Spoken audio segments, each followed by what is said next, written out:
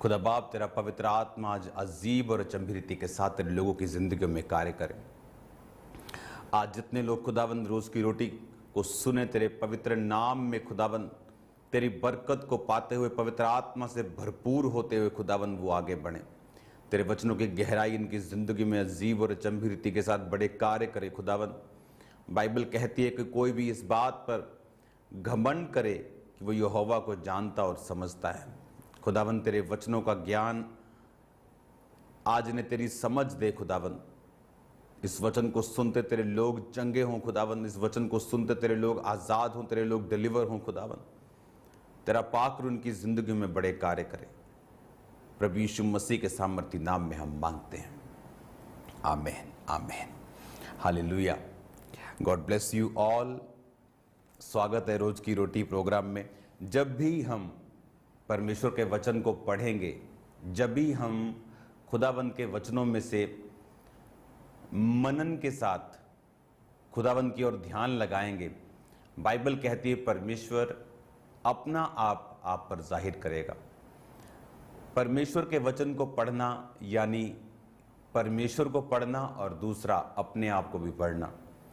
आप जैसे जैसे परमेश्वर के वचन को पढ़ते हैं, आप अपने आप को पढ़ते हैं, आप परमेश्वर को भी पढ़ते हैं, आप उसके बारे में भी समझते हैं और परमेश्वर आपकी लाइफ से क्या चाहता है उसके बारे में भी आपको मालूम होता है। अब बहुत सारे ऐसे क्वेश्चंस, बहुत सारे ऐसे सवाल हैं आपकी लाइफ के जिनका आपको आंसर नहीं मालूम, उत्तर नहीं पता। और बाइबल कहती है कि जब हम परमेश्वर के वचन को जेन्युइनली, डेडिकेटेडली होके खुदावंद के वचन को जेन्युइनली लव के साथ, और जिस तरह बाइबल कहती है कि जो हिरनी है वो नदी के जल के लिए हांफती है, अगर आप इस तरह से वचन के लिए प्यासे होंगे तो मैं आपको सच कह रहा हूं, यीशु मसीह ने कहा अगर तू प्यासा है तो मेरे पास आ, मैं तुझे तेरी प्यास को भी बुझाऊंगा, तुझे जीवन जल का सोता भी बनाऊंगा। अगर वचन समझने की प्यास आपके अंदर है तो परमेश्वर उसे पूरा करता है। और मेरा ये विश्वास है कि आपकी वचन सीखने की जो प्यास थी उसके कारण ये प्रोग्राम जो है वो शुरू हुआ है और ये आपके लिए बरकत का कारण है। Dear Canadians, our government has completed testing of an innovative platform that has already delivered meaningful additional income to thousands of families right across. आज एक परमेश्वर के एक गुण के बारे में, एक नेचर के बारे में, वो कैसा है, आज मैं इस चीज के ऊपर आपसे बात करूंगा। ये वो समा है, बाइबल कहती है कि जब निर्गमन आप जब एक बाब को पढ़ते हैं, इसमें इजराइलियों की जो उत्पीड़ना है, जब बाइबल कहती है यूसुफ जो था, जो अपने सारे घराने को अपने बाप समेत मिस्र में लेके आया था, क्योंकि उस अन्न नहीं था तो यूसुफ ने सबको बुला लिया कि आ जाओ, और बाइबल कहती है एक अच्छे देश में उन्हें बसाया। वो देश जहां तक बाइबल का ज्ञान मुझे है तो बेस्ट था उस समय, क्योंकि अकाल के समय भी वहां उससे अच्छा देश कहीं नहीं था। और बाइबल कहती है कि मिस्री लोग चरवाहों से घृणा करते थे, तो भी परमेश्वर ने बेस्ट उनको दिया उन्हीं लोगों के जरिए से जो उनको नफरत की निगाह से देखते थे। क्योंकि परमेश्वर का वचन कहता है कि यदि तू मेरी आज्ञाओं को अपने हृदय रूपी पट्टियों पर लिखे और कृपा और सच्चाई तुझसे अलग ना हो, तो मैं तुझे परमेश्वर और मनुष्य दोनों का अनुग्रह दूंगा। यूसुफ का अनुग्रह तो हुआ, परमेश्वर का अनुग्रह हुआ, राजा का अनुग्रह हुआ, इंसानों का और परमेश्वर दोनों का अनुग्रह उन्हें मिला और वो बेस्ट देश में बस गए। जब वो बेस्ट देश में बस गए तो बाइबल कहती है वो फलने लगे और फूलने लगे। यूसुफ के पिता याकूब की मृत्यु के बाद उसके भाई ये सोचने लगे कि अब यूसुफ अपनी किए हुए जो हमने उसके साथ किया था, गड्ढे में फेंका था, अब बदला लेगा। लेकिन वचन कहता है यूसुफ ने उन्हें समझाया और बुझाया और शांति दी कि मैं ऐसा नहीं हूं। ये भी बात दर्शाता है कि उसके भाई जो थे अभी भी अगर ये सोच सकते थे कि ये बदला ले सकता है, तो उनको अभी भी मालूम नहीं था कि परमेश्वर का हृदय, परमेश्वर जैसा हार्ट, उसके जैसा शुद्ध मन रखना उनको अभी भी पता नहीं था जो यूसुफ का था। तो उसने समझाया कि ऐसा नहीं है, मैं तुम्हारे साथ कुछ नहीं करूंगा। और बाइबल कहती वो उनके बाल बच्चों की गिनती के अनुसार उनका पालन पोषण करने लगा। वचन कहता है जब यूसुफ मर गया 110 वर्ष का होके, और उसके सारे भाई, उसके वंश के, उसकी पीढ़ी के जो सब लोग थे, उसकी उम्र के जो सब लोग थे, उसके बच्चे, उसको देखने वाले सब, जब सब लोग परमेश्वर में मर गए, जब 400 साल इस बात को हो गए कि इजराइलियों को कनान उस जगह मिस्र में आए, जब 430 वर्ष हुए, तो बाइबल कहती है परमेश्वर ने अब्राहम के साथ एक वायदा किया था कि मैं उन्हें 400 वर्ष बीत जाने पर वहां से निकाल लूंगा। अब 400 साल हो चुके थे और बाइबल कहती है इजराइलियों की संतान जो थी वो फलने लगी और फूलने लगी, और अब जो रिसेंट अब का राजा था वो उन्हें जानता नहीं था। तो बाइबल कहती वो उनसे डर गया और उसने सलाह की अपने लोगों के साथ कि ये लोग बहुत फल और फूल गए हैं और बहुत गिनती में बढ़ गए हैं। अब मैं ऐसा करूंगा कि बुद्धिमानी के साथ इनसे व्यवहार करूंगा। आपको ये बात मालूम होनी चाहिए कि जो रोज की रोटी प्रोग्राम है ये डिटेल में जाकर वचन को सुनने वाला प्रोग्राम है। तो आपको डिटेल में आराम से सुनना है ताकि वचन की पूरी एक समझ जो है आपकी लाइफ के अंदर उतर जाए। दीदी ਤੁਸੀਂ ਮੈਨੂੰ ਮੇਰੀ ਸ਼ੇਰਵਾਨੀ ਲਈ ਪੈਸੇ ਭੇਜੇ ਹਨ। ਰਮਟਲੀ ਨਾਲ ਦੂਰ ਹੋकर भी अपने आदे नाल होवो। Here's the 2-minute story of how I built a $10 million a year online business and how my mistakes and successes can help you. अब जब उस राजा ने ये डिसाइड किया और बाइबल कहती है इसलिए आओ हम उनके साथ बुद्धिमानी से बर्ताव करें, कहीं ऐसा ना हो कि जब वे बढ़ जाएं और लड़ाई का समय आ जाए तो बैरियों के साथ मिलकर हमसे लड़े और हम इस देश से निकल जाएं। इसलिए उन्होंने उन पर बेगारी करने वालों को नियुक्त किया कि वे उन पर भार डाल डालकर उनको दुख दिया करें, और उन्हें फिरौन के लिए पितोम और रामसेस नामक भंडार वाले नगरों को बनाया। पर ज्यों-ज्यों उन्हें दुख देते गए त्यों-त्यों वो बढ़ते और फैलते चले गए, इसलिए वो इजराइलियों से अत्यंत डर गए। बाइबल कहती है इसलिए उसने इजराइलियों के ऊपर बेगारी करने वालों को नियुक्त किया, और ईंटें और गारे और जो सबसे कठिन काम था वो काम इजराइलियों के लिए मुकर्रर किए गए।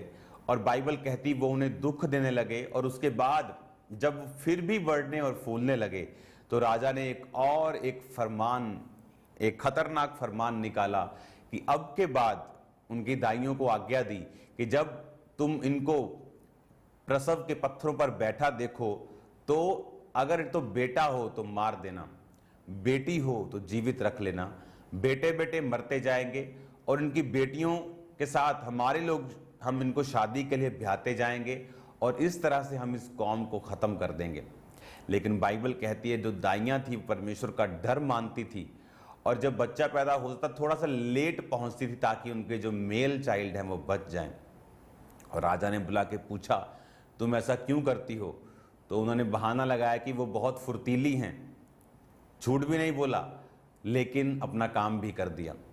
कहा कि वो बहुत फुर्तीली हैं और हमारे पहुंचने से पहले ही उनके बच्चा उत्पन्न हो जाता है। और बाइबल कहती इसलिए परमेश्वर ने दाइयों की भलाई की और उनके घरों को बसाया। ये वचन में हमें एक बात समझ आती है कि आप घर बना सकते हैं लेकिन घर बसा नहीं सकते। आप $200 मिलियन का घर ले सकते हैं लेकिन उस घर को बसाना ये परमेश्वर का काम है।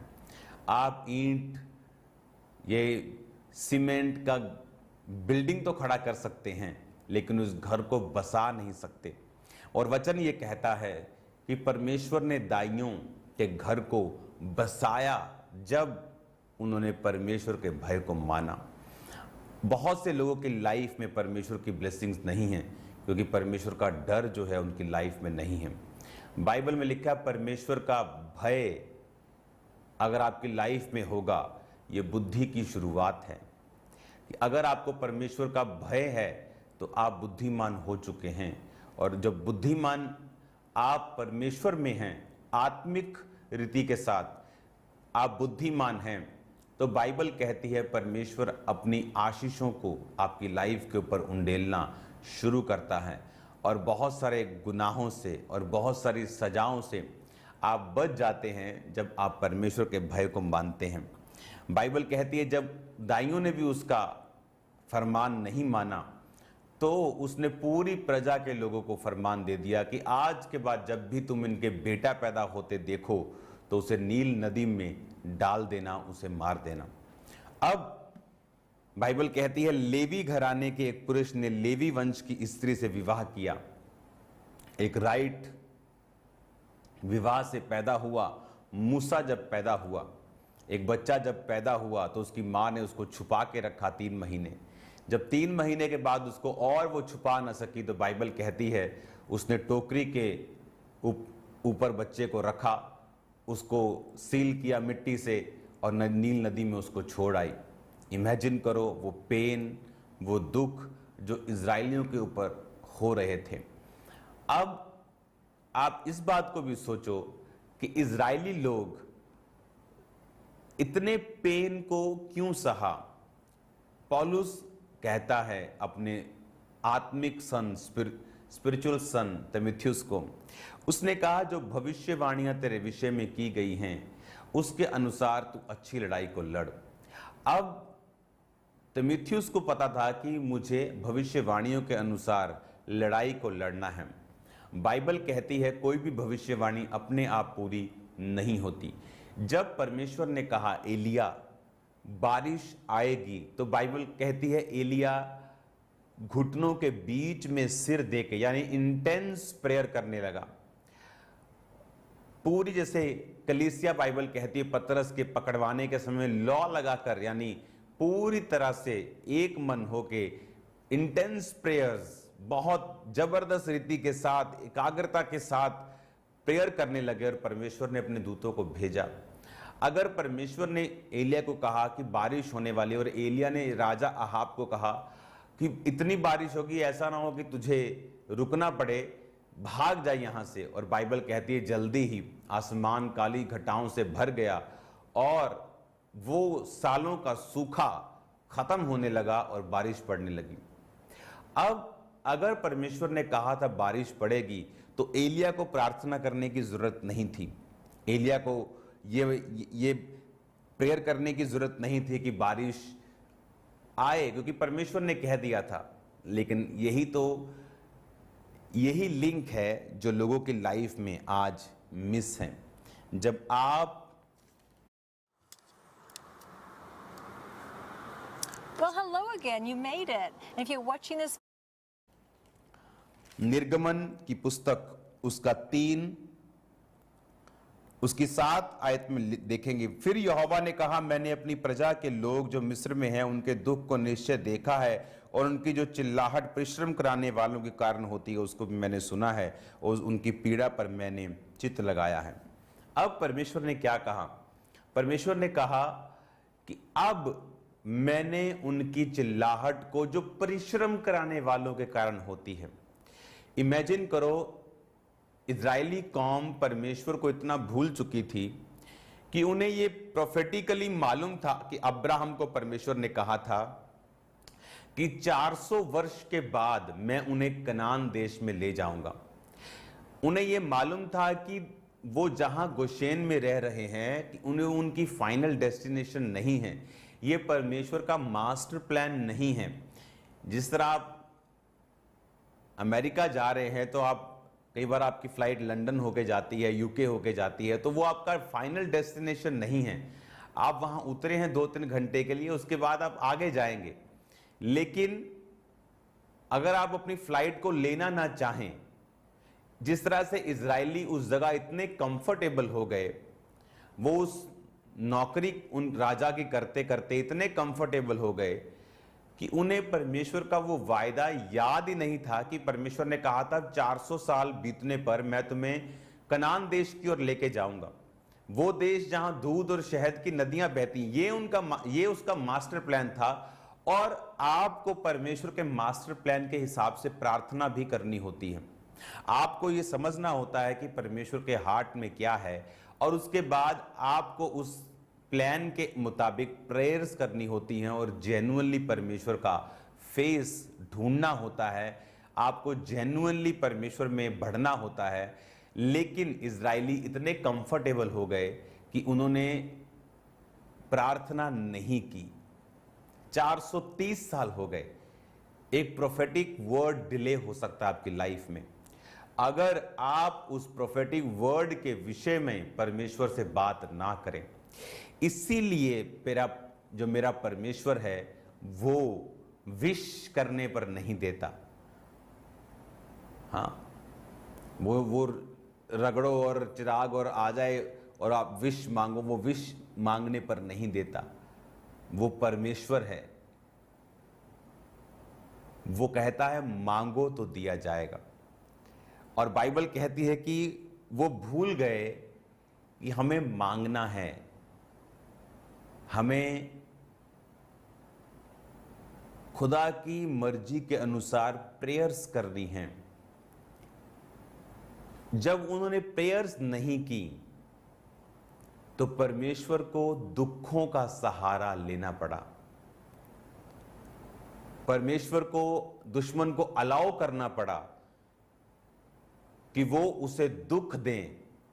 फिर परमेश्वर ने कहा, जो अब चिल्लाहट उनके परिश्रम कराने वालों के कारण होती है, उसको मैंने सुना है। और परमेश्वर मूसा से बात कर रहा था कि अब तू जा, और अब तू जा और मेरे लोगों को बता कि मैंने उनकी प्रार्थनाओं को सुना है।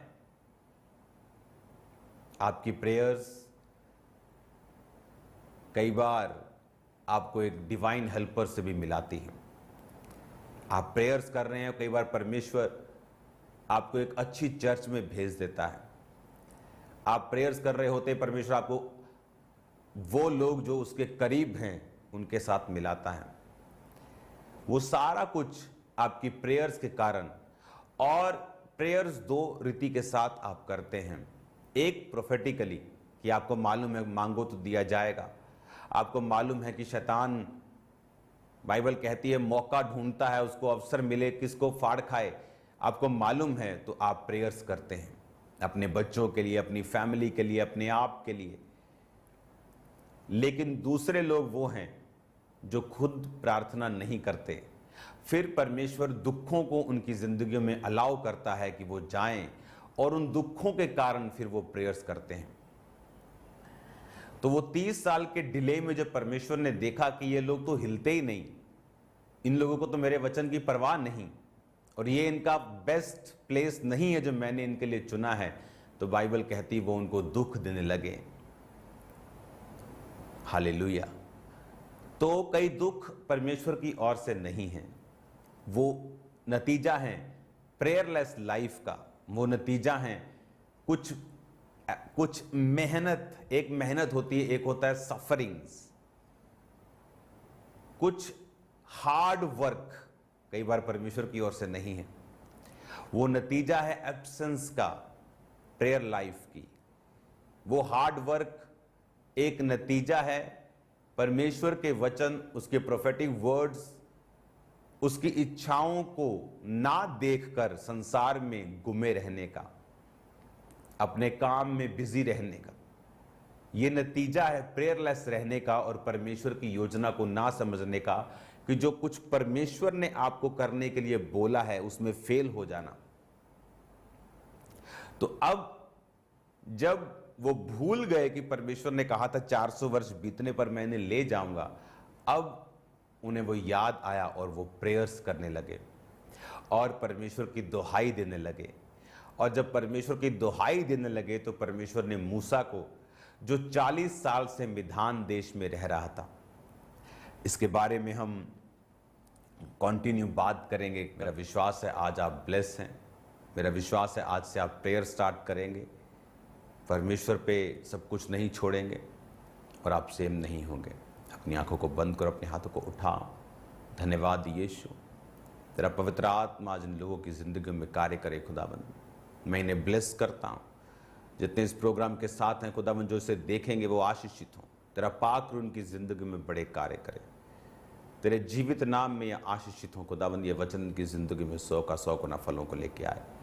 जितने खुदावंद थर्सडे संडे इन डिलीवरेंस वीक्स में खुदावंद तेरे आत्मा के साथ जुड़ें, वो आज़ादी हो खुदावंद, आज़ादी ले खुदावंद, वो आज़ादी हो जो ये मांग रहे हैं खुदावंद की लाइफ में। मैं इन्हें ब्लेस करता हूँ, इन्हें आज़ाद घोषित करता हूँ जब ये उस मीटिंग्स को अटेंड करें खुदावंद। आज शाम की प्रेयर माउंटेन की प्रार्थना में जो जुड़े वो आज़ाद हों, वो भी अलग अलग दुखों से खुदावंद, शैतान के जकड़े आज आज़ाद हों तेरे जीवित नाम में। प्रभु यीशु मसीह के नाम में हम मांगते हैं, आमीन आमीन। God bless you.